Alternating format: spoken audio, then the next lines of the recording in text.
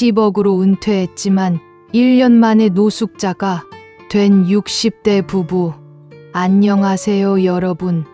인생 이야기 채널에 오신 것을 환영합니다. 오늘도 찾아와 주신 구독자 여러분께 진심으로 감사드려요.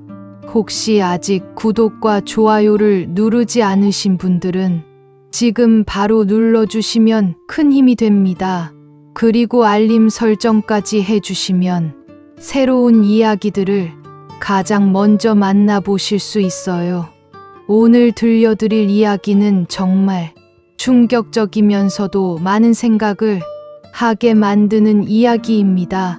10억이라는 거금으로 행복한 노후를 꿈꾸던 60대 부부가 어떻게 1년 만에 노숙자가 되었는지 그 믿기 어려운 실화를 들려드리겠습니다.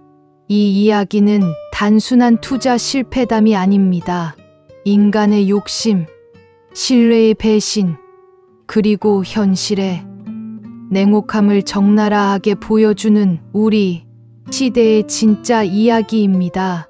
자, 그럼 이제부터 김태성, 박영희 부부의 파란만장한 이야기 속으로 함께 들어가 보겠습니다. 제 이름은 김태성입니다. 올해 64세, 아내 영희와 함께 37년을 살아왔습니다. 평범한 직장인이었던 저는 대기업 생산관리팀에서 30년을 근무했고 아내는 동네에서 작은 반찬 가게를 운영했습니다. 우리 부부는 남들과 다를 거 없는 평범한 삶을 살았습니다. 아침 일찍 일어나 출근하고 저녁엔 피곤한 몸을 이끌고 집에 돌아와 소박한 저녁을 먹는 그런 일상의 반복이었죠. 하지만 우리에겐 하나의 꿈이 있었습니다. 언젠가는 넉넉한 노후를 보내고 싶다는 꿈. 그래서 30년 동안 한 푼, 두 푼 모았습니다. 외식도 줄이고 여행도 참고 옷 한 벌 사는 것도 아껴가며 2019년 드디어 그 꿈이 현실이 되었습니다.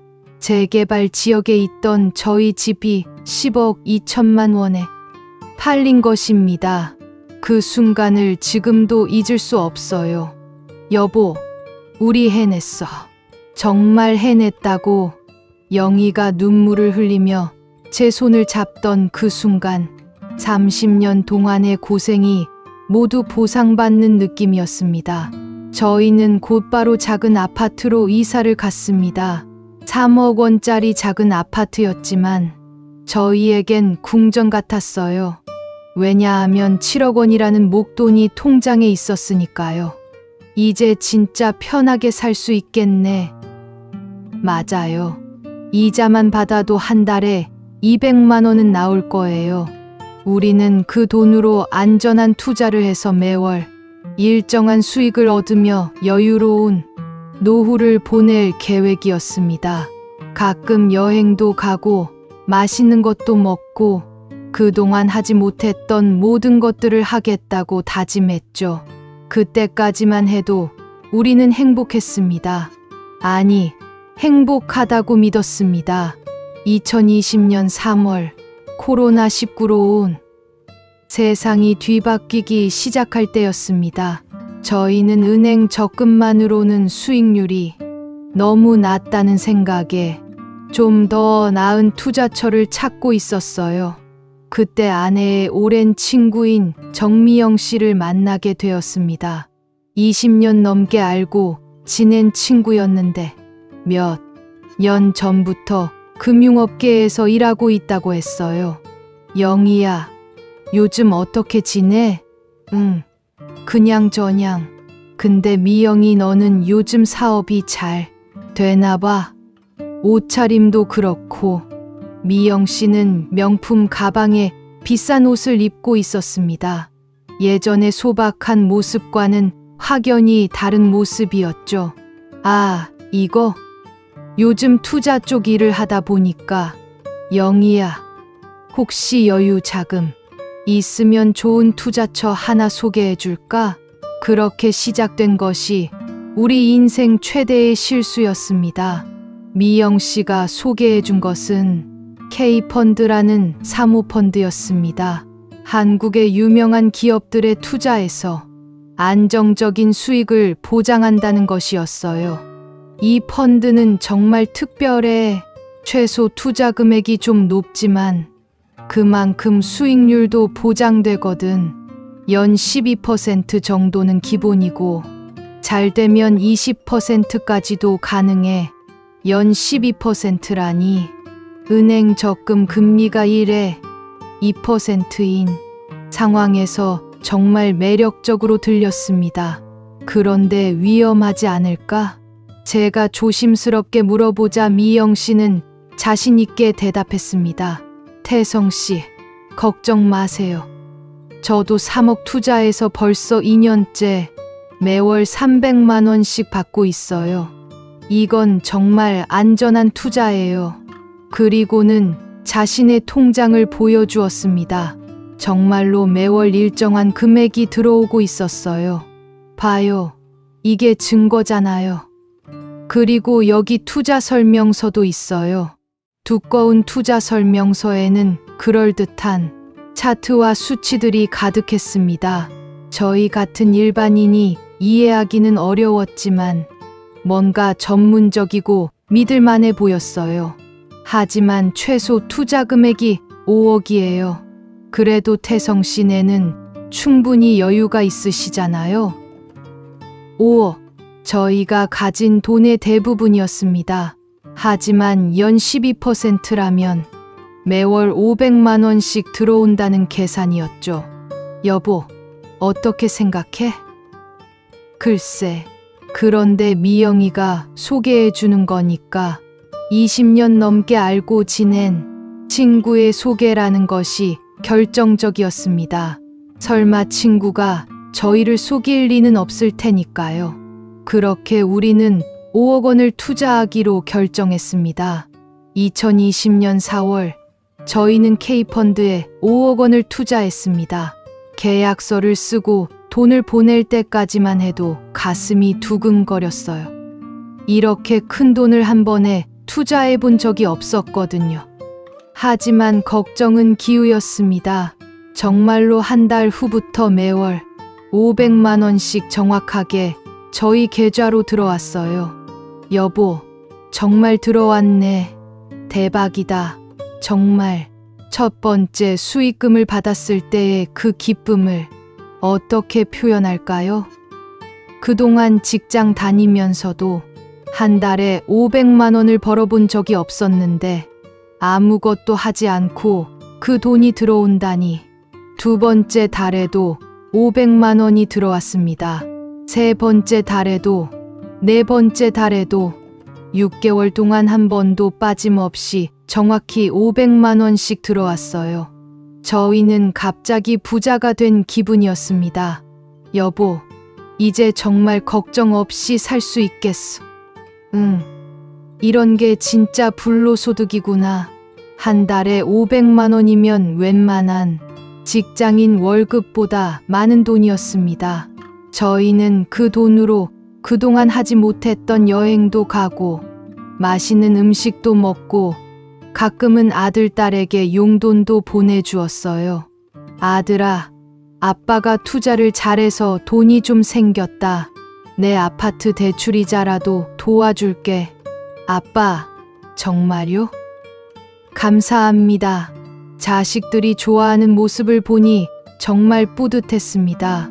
평생 자식들에게 경제적으로 도움을 주지 못해서 미안했는데 이제야 제대로 된 아버지 노릇을 할 수 있게 된 기분이었어요. 그런데 여기서 저희의 욕심이 생겼습니다. 여보, 이렇게 안전하고 수익률도 좋은데 나머지 2억도 투자하면 어떨까? 그래도 비상금은 있어야 하지 않을까? 아니야. 매월 들어오는 돈이 있으니까 그게 비상금이지. 그리고 나머지 2억을 투자하면 매월 200만 원이 더 들어와. 그럼 한 달에 700만 원이야. 한 달에 700만 원. 상상만 해도 가슴이 뛰었습니다. 그리고 미영이가 그러는데 이 펀드 정말 인기가 많아서 추가 투자하려면 지금 해야 한대. 나중에는 자리가 없을 수도 있다고. FOMO, 즉 놓칠 수 있다는 두려움이 저희를 사로잡았습니다. 결국 2020년 10월 저희는 나머지 2억 원도 추가로 투자했습니다. 이제 총 7억 원을 K펀드에 투자한 셈이었죠. 그리고 정말로 한 달에 700만 원씩 들어왔습니다. 700만 원. 저희 부부가 평생 벌어온 돈을 생각하면 꿈 같은 일이었어요. 2021년 초부터 조금씩 이상한 신호들이 나타나기 시작했습니다. 먼저 미영 씨와 연락이 잘 되지 않았어요. 예전에는 전화하면 바로 받던 사람이 며칠씩 연락이 안 되는 경우가 많아졌습니다. 미영아, 요즘 바쁘다고 연락도 잘 안 되네. 아, 미안해. 요즘 일이 너무 많아서. 그런데 투자 수익은 잘 들어오고 있지? 응, 그건 잘 들어와. 그런데 혹시... 아, 영희야, 미안한데 급한 회의가 있어서 나중에 다시 연락할게. 그렇게 전화가 끊어졌습니다. 뭔가 이상했지만 수익금은 여전히 정확하게 들어오고 있었기 때문에 크게 신경 쓰지 않았어요. 두 번째 신호는 K펀드 담당자의 태도 변화였습니다. 처음에는 정말 친절하고 자세하게 설명해 주던 담당자가 점점 형식적으로 변했어요. 문의사항이 있어서 전화해도 네, 알겠습니다. 확인해 보겠습니다. 같은 대답만 반복했죠. 혹시 펀드 수익률 현황을 자세히 볼 수 있을까요? 아, 그건 규정상 투자자분들께 공개하기 어려운 부분이 있어서. 그럼 언제쯤 원금을 돌려받을 수 있나요? 그건 계약서에 명시되어 있는 대로 2년 만기 이후에 가능합니다. 모든 답변이 애매하고 회피적이었습니다. 세 번째 신호는 주변의 반응이었습니다. 아버지, 그 투자 정말 괜찮은 거예요? 요즘 사기 투자 사건들이 너무 많던데. 큰아들이 걱정스럽게 말했습니다. 괜찮다, 괜찮아. 벌써 1년 넘게 매달 돈이 들어오고 있는데 뭐가 문제야? 그래도 한번 확인해 보세요. 요즘 폰지 사기라고 해서 처음에는 돈을 주다가 나중에 도망가는 경우가 많다고 하던데. 폰지 사기. 처음 들어보는 용어였습니다. 하지만 설마 하는 마음이 컸어요. 미영이가 소개해 준 것인데. 그리고 실제로 매달 돈이 들어오는데. 네 번째 신호는 언론 보도였습니다. 2021년 6월 뉴스에서 사모펀드 사기 사건이 크게 보도되었습니다. 수백억 원을 모아서 도망간 사건이었는데 그 수법이 저희가 투자한 것과 너무 비슷했어요. 여보, 이 뉴스 봐. 우리가 투자한 것과 비슷하지 않아? 설마 우리 건 다르겠지. 아직도 매달 돈이 들어오는데 하지만 불안감은 점점 커져갔습니다. 다섯 번째 신호는 결정적이었습니다. 2021년 7월 어느 날 갑자기 K펀드 홈페이지가 접속되지 않았습니다.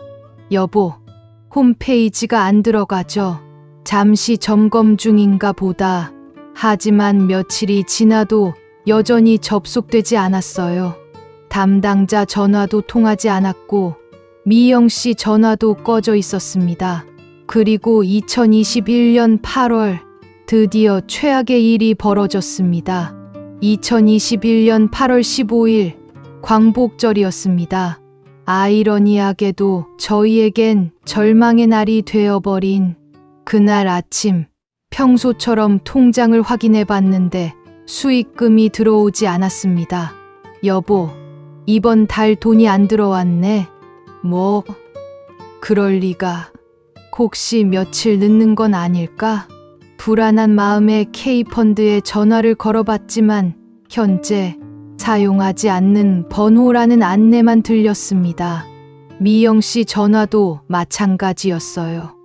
꺼져 있거나 통화 중이라는 메시지만 반복되었습니다. 여보, 뭔가 이상해. 혹시 바로 그때 뉴스 속보가 나왔습니다. 사모펀드 K펀드 투자자 돈 800억 원 가지고 잠적. 경찰 수사 착수.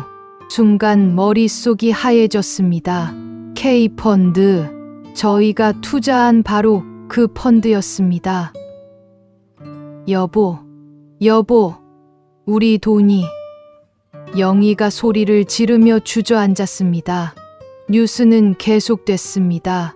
K펀드는 고수익을 약속하며 투자자들로부터 800억 원을 모았으나 실제로는 후순위 투자자의 돈으로 선순위 투자자에게 배당금을 지급하는 전형적인 폰지 사기로 밝혀졌습니다. 폰지 사기. 아들이 경고했던 바로 그것이었습니다. 펀드 운영진들은 해외로 도피한 것으로 추정되며 현재 경찰이 이들의 소재를 파악하고 있습니다. 7억 원. 저희 평생의 모든 것이 한순간에 사라진 것입니다. 저는 그 자리에서 쓰러졌습니다. 실제로 정신을 잃고 응급실에 실려갔어요. 병원에서 깨어났을 때 제일 먼저 든 생각은 꿈이었으면 좋겠다는 것이었습니다. 하지만 현실이었어요. 냉혹하고 잔인한 현실이었습니다. 아버지, 괜찮으세요? 아들이 병실에 와 있었습니다. 얼굴에 걱정이 가득했어요. 아들아, 아빠가 잘못했다. 아버지, 지금은 그런 얘기 하지 마세요. 일단 건강부터 회복하시고.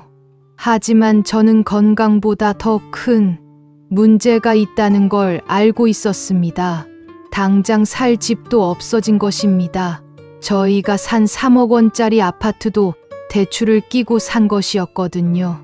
매달 들어오는 수익금으로 대출 이자를 내고 있었는데 이제 그 돈도 없어졌으니 여보, 이제 어떻게 하지? 영희도 며칠째 제대로 먹지도 못하고 울기만 했습니다. 더 충격적인 건 미영 씨의 배신이었습니다. 나중에 알게 된 사실이지만 미영 씨는 K펀드의 모집책이었습니다. 투자자를 소개할 때마다 수수료를 받는 그냥 영업사원이었던 거죠. 20년 넘게 알고 지낸 친구가. 어떻게. 영희는 친구의 배신이 더 큰 상처였습니다. 영희야, 미영이도 속은 걸지도 몰라. 하지만 나중에 안 사실은 미영 씨도 이미 오래전에 돈을 빼서 도망간 상태였다는 것이었습니다. 경찰서에 가서 피해 신고도 했지만 희망적이지 않았어요. 이런 사건들은 돈을 회수하기가 매우 어렵습니다. 운영진들이 이미 해외로 도피했고 남은 자산도 거의 없는 상태라. 그럼 저희는 어떻게 해야 하나요? 일단 수사 결과를 기다리시고 혹시 모르니 다른 피해자들과 함께 집단 소송을 준비해 보시는 것도. 집단 소송. 그것도 돈이 들어가는 일이었습니다.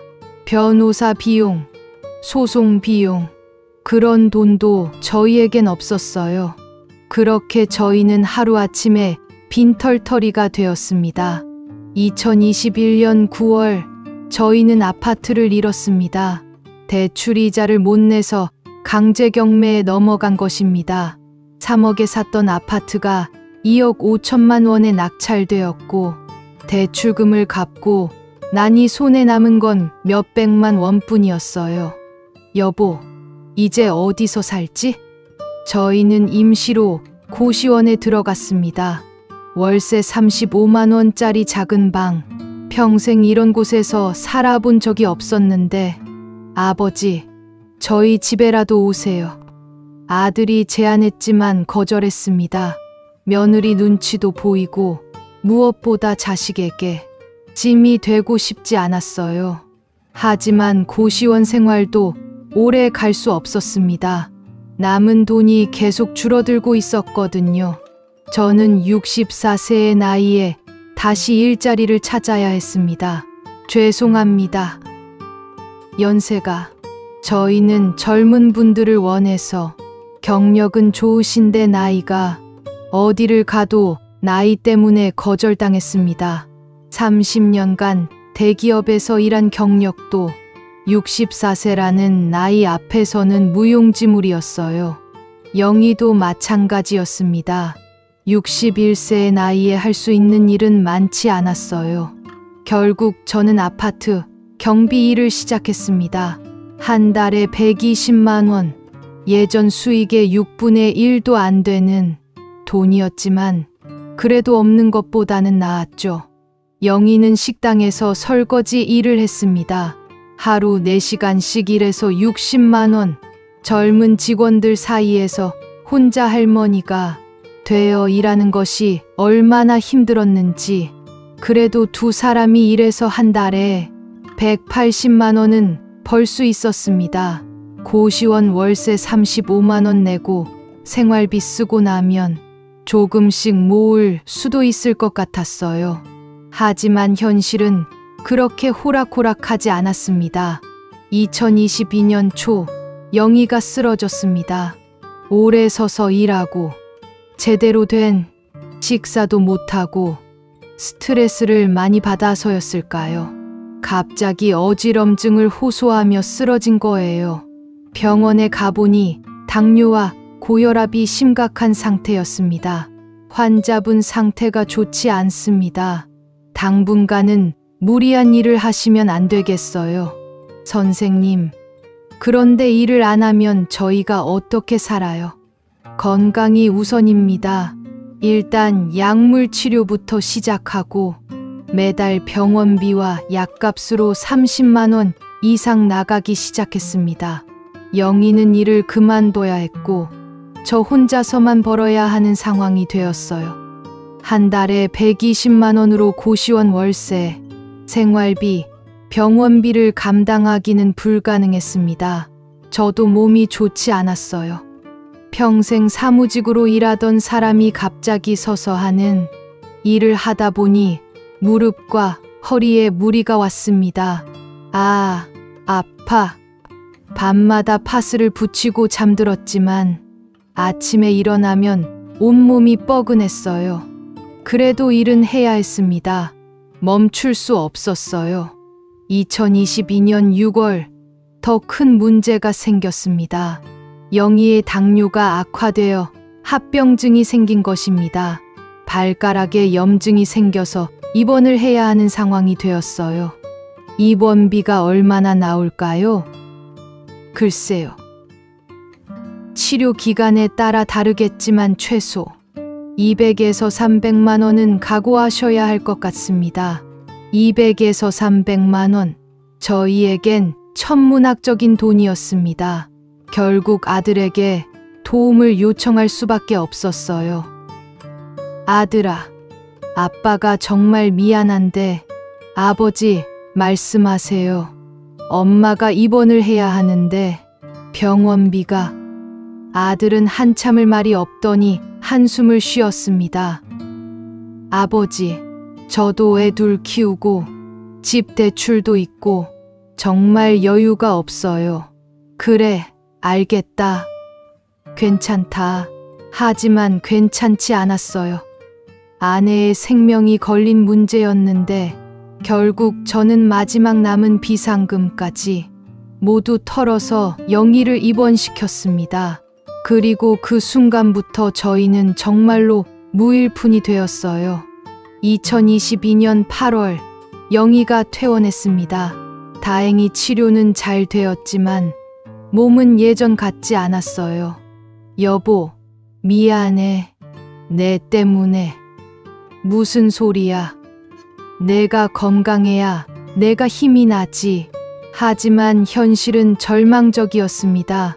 병원비를 내고 나니 정말 한 푼도 남지 않았어요. 고시원 월세도 밀렸고 생활비도 없었습니다. 고시원 사장님, 죄송합니다. 월세를 좀 늦게 줄 수 있을까요? 아저씨, 이미 2달이나 밀렸잖아요. 더 이상은 어려워요. 일주일만 기다려주세요. 월급 들어오면 바로. 안 됩니다. 내일까지 안 주시면 나가셔야 해요. 그렇게 저희는 고시원에서도 쫓겨났습니다. 짐이라고 해봤자 옷까지 몇 벌과 필수품들 뿐이었어요. 그걸 커다란 가방에 넣고 고시원을 나섰을 때의 그 참담함. 여보, 이제 어디서 자지? 일단 찜질방이라도 가자. 하룻밤 1만 원짜리 찜질방. 그곳이 저희의 새로운 거처가 되었습니다. 하지만 찜질방도 계속 갈 수는 없었어요. 매일 1만 원씩 나가는 것도 부담이었거든요. 어느 날부터 저희는 24시간 카페에서 밤을 보내기 시작했습니다. 음료 하나 시키면 몇 시간은 있을 수 있었으니까요. 아저씨, 여기서 계속 주무시면 안 돼요. 죄송합니다. 집이 없어서. 그래도 여기는 카페라. 그렇게 여러 카페를 전전하며 지냈습니다. 2022년 10월 드디어 제가 하던 경비 일마저 그만두게 되었습니다. 김 선생님, 죄송합니다. 주민들이 불만을 제기해서. 무슨 불만이요? 요즘 좀 냄새도 나고 몸단장도 제대로 안 되시고 아무래도 이미지가 찜질방과 카페를 전전하며 지내다 보니 제대로 씻지도 못하고 옷도 깨끗하게 입을 수 없었던 것입니다. 마지막 월급을 받고 나서 저희는 정말로 길거리로 나앉게 되었습니다. 2022년 10월 15일 저희 생애 첫 번째 노숙의 날이었습니다. 서울역 근처 다른 노숙자들이 모여있는 곳으로 갔습니다. 처음에는 여기가 우리가 있을 곳이 아니라고 생각했어요. 여보, 우리가 정말 여기까지 와야 하나? 일시적인 거야. 곧 다른 방법을 찾을 거야. 하지만 현실은 그렇지 않았습니다. 첫 밤은 정말 지옥 같았어요. 10월의 밤은 이미 쌀쌀했는데 얇은 담요 하나로 추위를 견뎌야 했습니다. 춥다. 영희가 제 품에 안겨 떨고 있었어요. 당뇨 때문에 몸이 약해져서 추위를 더 많이 탔거든요. 새벽 3시쯤 경찰이 왔습니다. 여기서 뭐 하세요? 죄송합니다. 갈 곳이 없어서. 여기는 공공장소라 계속 있으실 수 없어요. 다른 곳으로 가세요. 다른 곳이라니. 갈 곳이 있으면 여기 왜 있겠어요? 그렇게 밤새 이곳저곳을 떠돌다가 새벽이 되어서야 조금 잠들 수 있었습니다. 아침이 되자 새로운 문제가 생겼습니다. 화장실과 씻을 곳이 없다는 것이었어요. 여보, 화장실. 저기 지하철역에 있을 거야. 하지만 지하철역 화장실에서 씻으려고 하니까 역무원이 제지했습니다. 아저씨, 여기서 그러시면 안 되죠. 죄송합니다. 씻을 곳이 없어서 공중목욕탕이나 찜질방 가세요. 돈이 있어야 갈 수 있는 곳들이었습니다. 그날부터 저희는 진짜 노숙자가 되었습니다. 노숙 생활을 시작하고 나서 알게 된 것들이 있었습니다. 첫째, 따뜻한 곳을 찾는 것이 가장 중요했습니다. 지하철역, 지하상가, 24시간 편의점 앞. 이런 곳들이 저희의 피난처였어요. 둘째, 음식을 구하는 것도 큰 문제였습니다. 편의점에서 버리는 도시락을 얻어먹거나 종교단체에서 나눠주는 무료급식에 의존해야 했어요. 여보, 오늘 점심은 저기 교회에서 무료급식 한다고 하네. 처음 무료급식소에 갔을 때의 수치심을 잊을 수 없어요. 평생 남에게 도움을 받으며 살아본 적이 없었는데, 하지만 배고픔 앞에서는 자존심도 무너질 수밖에 없었습니다. 셋째, 안전한 잠자리를 찾는 것이었습니다. 겨울이 다가오면서 추위가 점점 심해졌거든요. 여보, 오늘 밤은 어디서 자지? 저기 건물 뒤쪽에 바람이 안 들어오는 곳이 있더라. 매일 밤 새로운 잠자리를 찾아다녔습니다. 때로는 경찰에게 쫓겨나고, 때로는 건물 관리인에게 내쫓기고. 넷째, 건강관리가 가장 어려웠습니다. 특히 영희의 당뇨는 계속 악화되고 있었어요. 여보, 약 떨어졌어. 응급실에라도 가야 하나? 하지만 응급실에 가면 병원비가 나올 테고 그 돈이 저희에겐 없었어요. 그렇게 2022년 겨울을 거리에서 보냈습니다. 2022년 12월부터 2023년 2월까지 그 겨울은 저희 인생에서 가장 혹독한 시간이었습니다. 서울의 겨울은 영하 10도까지 내려갔어요. 거리에서 그 추위를 견딘다는 것은 정말 생사를 오가는 일이었습니다. 여보, 너무 춥다. 영희가 제 품에서 떨고 있었어요. 손발이 얼어서 감각이 없을 정도였죠. 조금만 참아. 곧 따뜻한 곳을 찾을 거야. 하지만 따뜻한 곳은 쉽게 찾아지지 않았어요. 지하철역도 밤 12시 넘으면 문을 닫고 24시간 편의점도 오래 있으면 내쫓겼거든요. 어떤 날은 정말 죽을 뻔했어요. 새벽 3시쯤 영희가 갑자기 의식을 잃고 쓰러진 적이 있었습니다. 여보, 여보. 아무리 불러도 대답이 없었어요. 손도 얼음처럼 차갑고 저는 미친 사람처럼 소리를 질렀습니다. 누구 없어요. 도와주세요. 다행히 지나가던 시민이 119에 신고해줘서 영희는 응급실로 실려갔어요. 환자분이 저체온증과 탈수, 그리고 당뇨 합병증으로 위험한 상태였습니다. 의사의 말을 듣고 저는 그 자리에서 무너졌어요. 내가 아내를 죽일 뻔했구나. 선생님, 치료비는 일단 응급치료부터 하고 나중에 상의하죠. 병원에서 3일 동안 치료받고 나서 영희는 다시 거리로 나와야 했습니다. 입원비를 낼 수 없었거든요. 그날 밤 저는 영희를 안고 울었습니다. 미안해. 정말 미안해. 괜찮아요. 당신도 힘든데 하지만 괜찮지 않았어요. 아내가 제 눈앞에서 죽어가고 있는데 샵샵 13부 사람들의 거리에서 생활하면서 가장 힘든 것 중 하나는 사람들의 시선이었습니다. 처음에는 동정어린 눈빛도 있었어요. 가끔 돈을 주거나 음식을 사주는 사람들도 있었고요. 아저씨, 이거라도 드세요. 젊은 여성이 편의점 도시락을 사다 준 적이 있었습니다. 그 따뜻한 마음이 정말 고마웠어요. 하지만 대부분의 사람들은 저희를 피했습니다. 마치 전염병 환자를 보는 것처럼. 엄마, 저 사람들 왜 저래? 쳐다보지 마. 빨리 가자. 아이들이 저희를 신기한 듯 바라보면 부모들이 급하게 끌고 가곤 했어요. 어떤 사람들은 노골적으로 혐오감을 드러냈습니다. 여기서 이런 식으로 있으면 안 되죠. 냄새나고 지저분하고 집도 없나? 왜 여기 있어? 그런 말들이 가슴에 칼처럼 박혔어요. 특히 예전 직장 동료를 만났을 때는 정말 말로 설명할 수 없었습니다.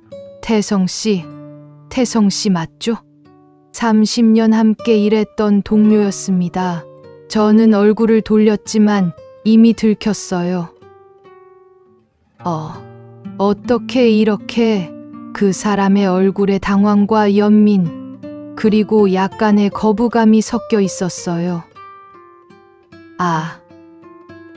네. 그냥 혹시 도와드릴 일이 있으면. 하지만 그 사람도 어색해했어요. 몇 마디 말을 주고받고는 급하게 자리를 떴죠. 그 후로 저는 더욱 사람들을 피하게 되었습니다. 아는 사람을 만날까봐 무서웠어요. 2023년 봄이 되면서 조금씩 상황이 나아지기 시작했습니다. 첫째, 날씨가 따뜻해졌어요. 추위에 떨 필요가 없어지니 밤을 보내기가 훨씬 수월해졌습니다. 둘째, 사회복지사 분을 만났어요. 어르신들, 혹시 도움이 필요하시면 상담을 받아보세요. 처음에는 거부했습니다. 남에게 도움받는 것이 자존심상 싫었거든요. 하지만 영희의 건강이 계속 나빠지고 있어서 어쩔 수 없이 상담을 받게 되었어요. 일단 기초생활수급자 신청을 해보세요. 그리고 임시거처도 알아보고 복잡한 서류와 절차들이 있었지만 희망의 빛이 보이기 시작했습니다. 셋째, 좋은 사람들을 만났어요. 아저씨, 힘내세요. 저도 어려웠을 때가 있었는데 견디다 보니 좋아지더라고요. 같은 처지의 노숙자 분이 격려해 주셨어요. 그분은 5년째 거리에서 살고 있었지만 여전히 희망을 잃지 않고 있었습니다. 포기하면 정말 끝이에요. 끝까지 버텨야 해요. 그 분의 말이 큰 힘이 되었어요. 15부 작은 전환점. 2023년 6월 드디어 기초생활수급자로 선정되었습니다. 한 달에 60만 원. 많은 돈은 아니지만 저희에겐 생명줄 같은 돈이었어요. 여보, 이제 고시원이라도 들어갈 수 있겠어. 정말? 정말이야? 8개월 만에 지붕이 있는 곳에서 잠들 수 있게 된 것입니다. 월세 30만 원짜리 고시원을 구했어요. 3평도 안 되는 작은 방이었지만 저희에겐 궁전 같았습니다. 여보, 침대다. 진짜 침대야. 영희가 작은 침대에 누워서 울었어요. 얼마나 그리웠던 침대인지. 그리고 화장실도 있고 샤워도 할 수 있고 8개월 만에 제대로 된 샤워를 했을 때의 그 기분을 어떻게 설명할까요? 하지만 여전히 어려움은 많았습니다. 남은 30만 원으로 생활비, 병원비, 교통비 등을 해결해야 했거든요. 오늘은 라면, 내일은 김밥, 하루 식비 5천 원으로 버텨야 했습니다. 그래도 거리에서 지낼 때보다는 천국 같았어요. 고시원에 들어간 후 3개월 정도 지났을 때 영희의 건강에 빨간불이 켜졌습니다. 여보, 눈이 잘 안 보여. 당뇨 합병증으로 망막병증이 온 것이었어요. 환자분, 지금 상태로는 실명 위험이 있습니다.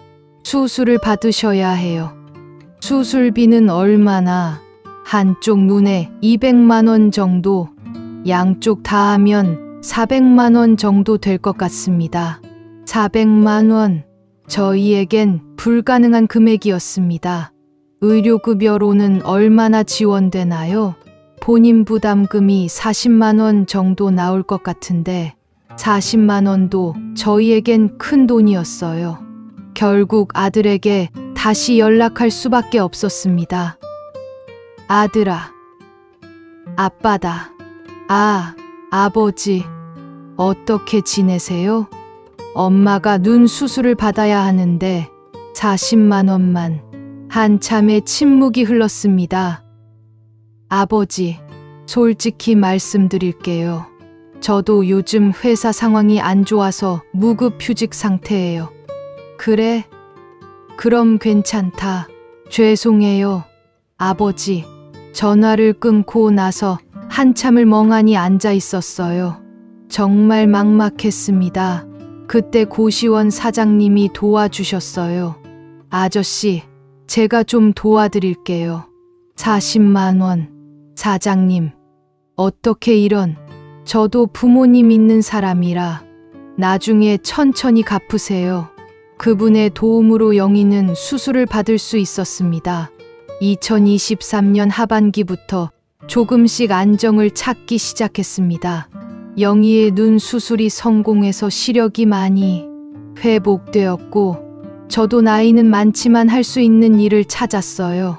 아파트 단지에서 택배 정리하는 일이었습니다. 하루 4시간씩 일해서 한 달에 80만 원을 받을 수 있었어요. 여보, 이제 좀 살 것 같아. 기초생활수급비 60만 원과 제 일당 80만 원을 합하면 한 달에 140만 원. 여전히 넉넉하지는 않았지만 기본적인 생활은 할 수 있었습니다. 영희도 몸이 좀 나아지면서 간단한 일을 시작했어요. 고시원 근처 동네 마트에서 계산대 일을 하게 된 것입니다. 어머니, 계산 좀 도와주세요. 하루 3시간씩 일해서 40만 원을 받았어요. 그렇게 두 사람이 일해서 한 달에 180만 원. 2년 전 매달 700만 원을 받을 때와는 비교가 안 되지만 그래도 자립할 수 있는 금액이었습니다. 여보, 우리 이제 좀 더 큰 방으로 이사할까? 그래도 될까? 돈 많이 들어가는데 괜찮아. 이제는 안정적으로 수입이 있으니까 보증금 300만 원, 월세 45만 원짜리 원룸으로 이사를 갔습니다. 고시원보다 조금 넓고 작은 냉장고와 가스레인지도 있었어요. 여보, 우리 집이야. 진짜 우리 집. 영희가 좋아하는 모습을 보니 저도 기뻤습니다. 18부 현재 그리고 깨달음. 지금은 2024년입니다. 그 끔찍한 일이 있은 지 3년이 지났어요. 저희는 여전히 그 원룸에서 살고 있습니다. 여전히 가난하지만 적어도 굶지는 않고 추위에 떨지도 않아요. 영희는 당뇨 관리를 잘해서 많이 좋아졌고, 저도 나이에 비해서는 건강한 편입니다. 가끔 예전 생각이 납니다. 매달 700만 원씩 들어올 때의 그 기분, 10억 원이 있었을 때의 안정감. 하지만 더 이상 후회하지 않으려고 해요. 후회한다고 돌아오는 건 아니니까요. 대신 많은 것을 깨달았습니다. 첫째, 돈이 전부가 아니라는 거. 물론 돈이 있으면 편하지만 돈이 없다고 해서 인생이 끝나는 건 아니에요. 둘째, 진짜 친구가 누구인지 알게 되었다는 거. 어려울 때 도와준 사람들이 진짜 친구더라고요. 셋째, 건강이 가장 중요하다는 거. 돈은 잃어도 다시 벌 수 있지만 건강은 잃으면 돌이키기 어려워요. 넷째, 가족의 소중함. 비록 자식들과는 많이 멀어졌지만 아내와 함께 있다는 것만으로도 감사해요. 다섯째, 작은 것에 감사하는 마음. 따뜻한 방, 따뜻한 밥, 깨끗한 물. 이런 기본적인 것들이 얼마나 소중한지 알게 되었어요. 이 이야기를 듣고 계신 분들에게 꼭 말씀드리고 싶은 것이 있습니다. 첫째, 투자에 대해서입니다. 너무 좋은 조건의 투자는 의심해 보세요. 연 12%, 20%의 수익률을 보장한다는 것은 거의 사기라고 보시면 됩니다. 세상에 공짜 점심은 없어요. 아무리 친한 사람이 소개해도 신중하세요. 저희처럼 20년 넘게 알고 지낸 친구의 소개라도 의심해야 합니다. 그 친구도 속았을 수 있거든요. 전 재산을 한 곳에 투자하지 마세요. 저희는 7억 전부를 한 곳에 투자해서 전부 잃었어요. 분산 투자는 정말 중요합니다. 둘째, 노후 준비에 대해서입니다. 은퇴 자금은 안전하게 관리하세요. 노후 자금은 수익성보다 안전성이 더 중요해요. 나이 들어서 다시 벌기는 정말 어렵거든요. 건강 관리를 소홀히 하지 마세요. 돈이 있어도 건강이 없으면 소용없어요. 건강이 있으면 나이가 들어도 일할 수 있어요. 셋째, 인간관계에 대해서입니다. 어려울 때 진짜 친구가 누구인지 알게 됩니다. 평소에 좋은 사람들과 관계를 맺어두세요. 돈이 아니라 진심으로요. 가족 관계를 소중히 하세요. 저희는 자식들과 관계가 멀어졌지만 그래도 가족은 가족이에요. 넷째, 마음가짐에 대해서입니다. 절망적인 상황에서도 희망을 잃지 마세요. 저희도 정말 죽고 싶을 만큼 절망적이었지만 포기하지 않았기에 지금의 평온을 찾을 수 있었어요. 작은 것에 감사하는 마음을 가지세요. 당연하게 생각했던 것들이 얼마나 소중한지 깨달으세요. 마지막 인사. 긴 이야기 끝까지 들어주셔서 정말 감사합니다. 저희의 이야기가 누군가에게는 경고가 되고 누군가에게는 위로가 되었으면 좋겠어요. 인생은 정말 예측할 수 없는 것 같아요. 저희도 3년 전만 해도 이런 일이 일어날 줄은 꿈에도 몰랐거든요. 하지만 아무리 어려운 일이 있어도 포기하지 마세요. 시간이 지나면 분명히 길이 보일 거예요. 저희처럼 밑바닥까지 떨어져 봐야 진짜 소중한 게 무엇인지 알 수 있는 것 같아요. 건강, 사랑, 우정, 그리고 작은 일상의 행복들. 지금 이 순간에도 어디선가 힘든 시간을 보내고 계신 분들이 있을 거예요. 그분들께 말씀드리고 싶어요. 혼자가 아니라는 것, 반드시 좋은 날이 올 거라는 것, 그리고 지금 평범한 일상을 보내고 계신 분들께는 그 평범함이 얼마나 큰 축복인지 꼭 기억해 두시길 바라요. 투자를 하실 때는 정말 신중하게 하세요. 특히 노후 자금은 절대 위험한 곳에 투자하지 마세요. 저희 같은 일이 다시는 일어나지 않았으면 좋겠어요. 오늘 이 이야기가 여러분께 조금이라도 도움이 되었다면 좋겠습니다. 구독과 좋아요는 더 많은 분들께 이런 중요한 이야기를 전하는데 큰 힘이 됩니다. 그리고 댓글로 여러분의 생각이나 조언도 들려주세요. 서로 도우며 살아가는 것이 인생이니까요. 모든 분들이 건강하고 행복한 하루하루 보내시길 진심으로 바라며 저희 부부도 남은 인생 감사하며 열심히 살아가겠습니다. 감사합니다.